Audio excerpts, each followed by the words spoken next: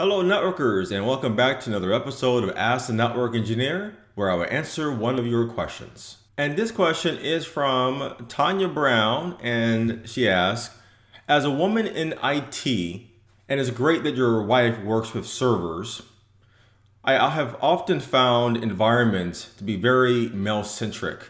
Can you advise me on how a person, in this case, a woman, can start in, let's say, a senior help desk role and get promoted within a year's time to, let's say, a system admin or a network engineer, especially when they're on the phone 8 hours a day?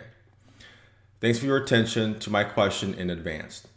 So, I want to spend a few minutes just talking about this, and that is about women in IT. Now, if you're a guy watching this, you're probably thinking, well, this probably doesn't apply to me. Well, in the context, if you're finding it a challenge to get as a position as a network engineer or any other field, or basically keep gradually getting promoted, and you're having challenges with that, watch this video in the context of what I will be talking about. So let's go ahead and talk about women in IT and some of the questions that Tanya has brought up. So first things first. In terms of my experience in the IT field for the past 20 years, how many women have I worked with directly, with them being a network engineer? Well, when I was working at Cisco, there were a lot of women who were network engineers. Well, not a lot, but there were a few of them, and they're very, very bright. But when I was outside of Cisco, like after I left, I probably worked with 2 or 3 other women that were engineers. Now, this is engineer in general, not just network or system engineer or anything like that. More of the women that I have worked with were typically either in the IT field. They were typically in a help desk role. There was a lot of women that I have worked with that were in the help desk role, like basically answering questions and creating tickets that were coming in, and then those escalated to certain people who were desktop people, server people, or network people. So it was a lot of that. But in terms of a senior engineering position, I have only seen that probably 2 or 3 times. Okay. So that's one of, I guess, the question that really Tanya is basically, I'm starting to see. That really, this is a male-centric environment. And I have personally seen that. I have not seen a lot of women in a network engineering position. But it is a very interesting question because I don't see a lot of women in IT. And I actually just curious, why isn't there more women in IT? I even asked this question to my wife. I said, why did you get into IT? Now, she isn't very passionate about technology. She likes working with the customer. That's really what she likes to do and managing people and her team. But talking about technology, what's the latest with Microsoft, with cloud computing, she doesn't care about that. And I said, well, why aren't women more, excited or interested of wanting to be in the IT field? And that sort of thing. And even she really can't really answer that, but it doesn't really seem to be a passion for her. And I kind of see that in a lot of different things as well. It seems like that maybe IT is not a very common career for most women. Like anything that involves, like, I guess, hands-on kind of work, like, going to the data center, racking equipment, plugging cables, going under the desk to connect computers and things like that.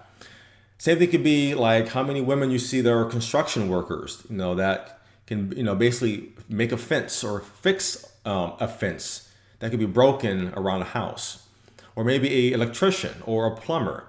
It seems to be that hands-on type of work isn't a very common kind of a profession that women find interesting, or maybe they feel like that is more of a male-centric kind of job, so they end up doing something else. Because as I said before, that in the environments that I have worked in as a network engineer, among the network engineers or the server administrators, those were usually just guys, men for the most part. Again, there was probably 2 or 3 women I have worked with in my entire career, for like deep level networking stuff. Like when I worked for the Department of Energy, I worked with a senior level person who was a woman. Very smart, very clear, very methodical in what she wanted to do. And for me, it was like, wow, I'm finally meeting someone that is a woman that loves technology. It seems to be very, very rare. The other thing that I have noticed, and this is when I have noticed this, when women talk to customers or talk to other employees or other engineers about a solution. And the irony is that my wife has the exact same experience.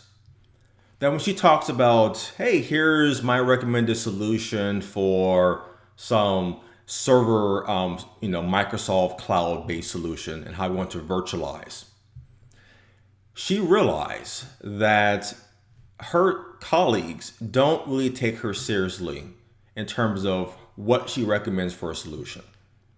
And I've seen that as well with other women that I have worked with, as I kind of mentioned.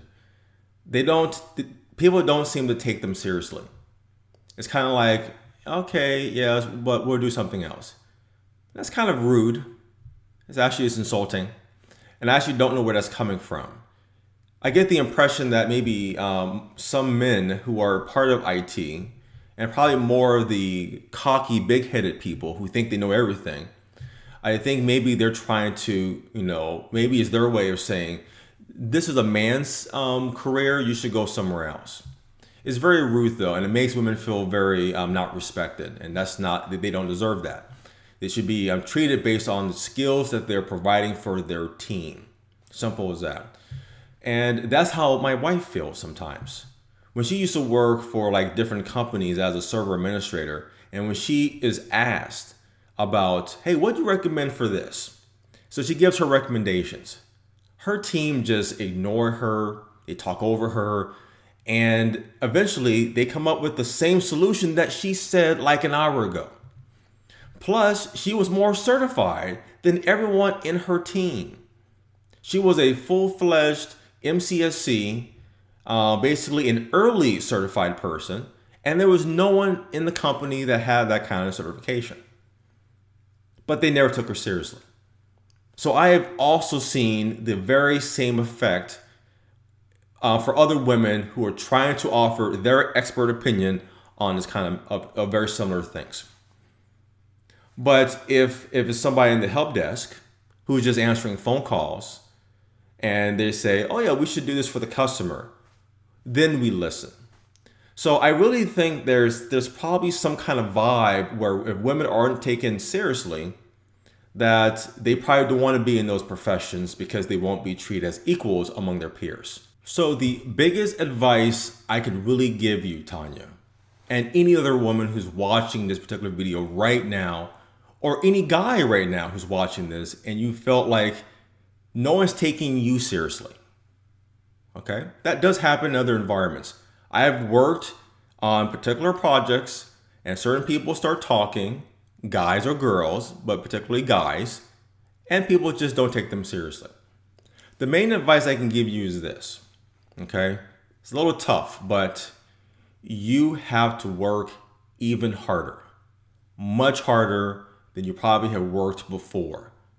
And two, you need to really, really know your stuff. Okay, you can't know like a little bit. You need to really be strong and confident that you know this stuff that you are a part of. So if you are a network engineer and you specialize with routers and switching, you better know that inside out. Be very, very strong. Give them no room to doubt who you are. And all the women that I worked with that were very, very strong, that's exactly what they did. They were confident. They had very thick skin, so they weren't insulted by particular people. If people were talking to them and were not taking them seriously, they let you know that. It's very disrespectful. You're a professional and you give very concrete solutions to solving problems. And Cisco, there's a lot of women like that were very strong and they know their stuff and they can definitely show that you do not know your stuff. So that's what you have to do. You have to work even harder, much harder than what they're doing and what you have been doing before. but you also have to really, really know your stuff. And the last point that I do want to recommend, and it's something that I talked about before in other episodes on this for this series, is you need to understand the environment that you're working for. Or if you're interviewing for a new company, understand that environment and how open they are for people moving around to different departments. So if you are a help desk person and you want to be a network engineer or a system administrator, figure out how that works within your company. Is that something that is pretty common? Or maybe it's not common, maybe it's rare. And it may be difficult to get a direct answer from your management team. So you may need to get that from talking to other engineers or other technicians in the company and get their feedback on how realistic that really is. Because I have worked in environments where moving ahead and moving to different departments, like from help desk to a network engineering position, did not really happen. It was just the management team, they were really reluctant of making those kind of transitions. But there were other environments I was a part of where that happened all the time. So you could be a help desk person that moves to the server team and then move to the network team. I actually seen that. So it all depends on the environment that you are part of. So you want to kind of ask those questions, So because if you're working right now in a company, you want to kind of figure out, well, is that company that I'm working for, are they more open-minded to that kind of thing? And that's where you kind of talk to the management team, but probably more really, in my opinion, talk to the other employees. Because managers are going to be, well, a manager, they're not going to really, they're going to give you the very same answer I've heard any other manager will say. And that is, of course, we always promote opportunities for our employees. Yes, but there's also the realistic side, and the employees will know that better, things like that. Because I've definitely seen people not able to move around, even though they worked really hard and they're certified. But the management team, even though they're open to it, it just doesn't happen. So I think that's really a good thing to kind of figure out. Including if the people that you're working with, do they treat each other with respect? Do they talk over you? Do they not take you seriously? That sort of thing. That could happen for certain people in a company that you work for, that sort of thing like that.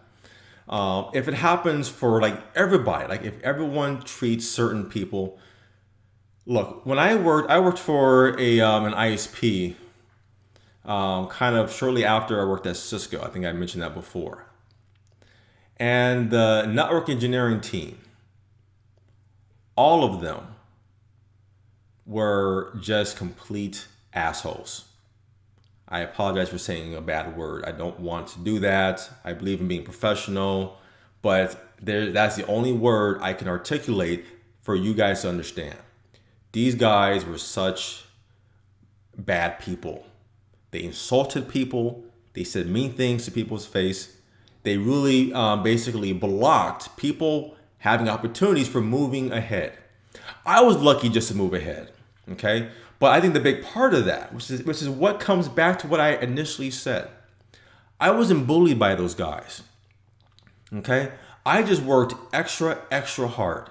I made sure that I knew my stuff inside and out. So when I interviewed to become a network engineer, okay, and I was interviewed by a person who was the biggest asshole in that company at that time.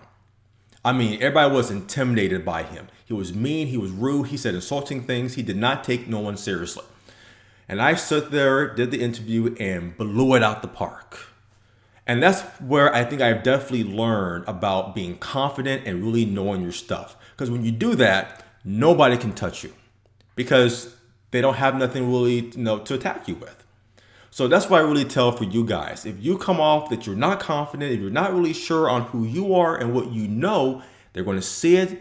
And if they're a bad person, they could exploit it. So that's why I don't do that kind of thing. But if the environment is based on that, for like many engineers, then you may want to probably leave that environment. Because the one thing I have learned is that after that experience of working at the ISP and being around all those network engineers that were so rude, I never worked for an environment that was based on that. I want to work for an environment where we had a good group of engineers that were humble, that knew their stuff, but worked together as a team and treated everyone with respect. And those are questions that I asked during the interview. I asked, how's the team of network engineers and how they work with other people? Are they humble? Do they like to share knowledge? Do they admit when they do not know things? I ask those kind of questions because that is the driving force of really what makes a successful team of what you're going to do. And we are done with this episode. So thank you very much, Tanya, for the great question, and keep those considerations in mind.